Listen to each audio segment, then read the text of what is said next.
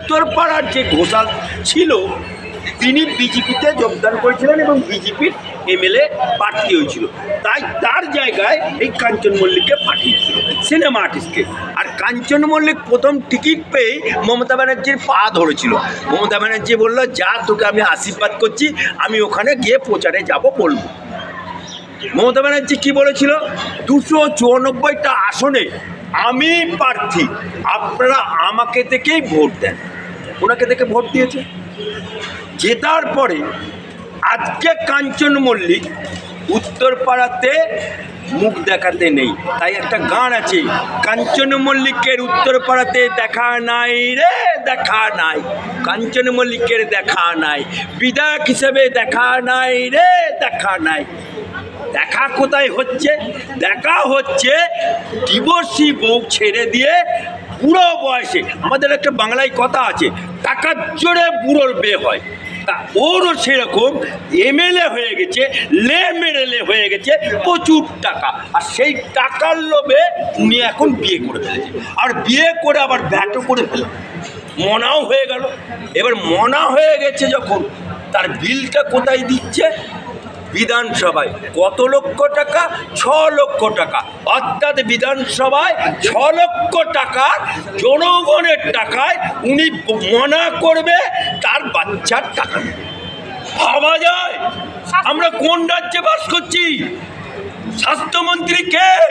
মুখ্যমন্ত্রী কে?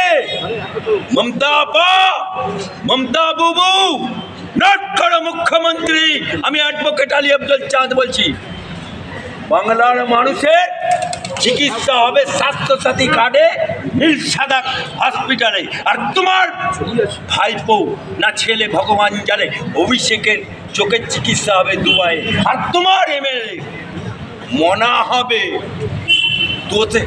দুবারা বিয়ে হবে, সেই বিবির আবার বাচ্চা হবে, সেই বাচ্চার টাকা 6 লক্ষ টাকা বিধানসভায় দেবে। মমতা ব্যানার্জি কি টাকা ছাপায় নাকি কালীঘাটে? মমতা ব্যানার্জি কি কালীঘাটে টাকা ছাপায় না নবান্নের টাকা? কার টাকা দেবে? জবাব তোমাকে দিতে হবে। ইটের জবাব পাথরে আমরা দিয়ে নেব। কেন বিধায়ক স্বাস্থ্যসাথী কার্ড ব্যবহার করবে না? শুধু জনগণ করবে স্বাস্থ্যসাথী কার্ডটাকে, শুধু জনগণের জন্য, বিধায়কদের জন্য কি ছাড়? হ্যাঁ, লে হয়ে গেছে বলে এমএলএ একবার 6 লক্ষ টাকা বিলটা নিয়ে আসুন। ওই কাঞ্চন মল্লিককে কোমরে দড়ি বেঁধে আমি যদি হাইকোর্টে না নিয়ে আসতে পারি, আমার নাম না আলী আব্দুল চাঁদ। অন্যদিকে দেখছেন আজ জঙ্গি এত উদ্ধার হচ্ছে, সেক্ষেত্রে দেখুন, হাসিনা ভারতবর্ষের এই বাংলাদেশের প্রধানমন্ত্রী ছিল এবং দীর্ঘদিনের ছিল। আজকে অগ্নি যখন পালিয়ে আসতে বাধ্য হলো, তার কাপড় জামা পর্যন্ত গোছানোর সময় পায়নি। হাসিনা একজন মুসলমান, সে বাংলাদেশে যেতে থেকে পাকিস্তানে যেতে পারতো, মুসলমান রাষ্ট্রে, আফগানিস্তানে যেতে পারতো, সিরিয়ায় যেতে পারতো, যে কোনো মুসলিম কান্ট্রিতে যেতে পারতো, কিন্তু সেখানে যায়নি। এমনকি আমাদের মমতা ব্যানার্জি, মমতা বুবু, মমতা খালা, মমতা আপা, যিনি নাকি বাংলাদেশের জয় বাংলা স্লোগানটা ধার করে এখানে বলে, মমতা আপার কাছেও আসেনি। সে সোজা মোদির কাছে গিয়ে আশ্রয় নিয়েছে। অর্থাৎ মোদিকে বিশ্বাস করে, মমতা বুবুকে বিশ্বাস করে না, মমতা খালাকেও বিশ্বাস করে না। সেই জায়গাতে আজকে ওখানে যে সরকারটা আছে, ইউনূস, আমি প্রথম বলছি, ইউনূস হচ্ছে আমার বাংলার জামাই। ইউনূস সাহেব বর্ধমানে শ্বশুরবাড়ি, অর্থাৎ আমার বাংলার জামাই। তিনি প্রথম বিবি হচ্ছে উনার, আমার বাংলার জামাই আমার বাংলার মেয়েকে বিয়ে করেছিল। দ্বিতীয় বিয়ে উনি যখন আমেরিকায় গেলেন, আমেরিকাতে অর্থাৎ যে পুরস্কারটা পেয়েছেন উনি, সেই পুরস্কারটা পাওয়ার জন্য ওখানকার মেয়েকে বিয়ে করতে হয়, তবেই সে পাবে।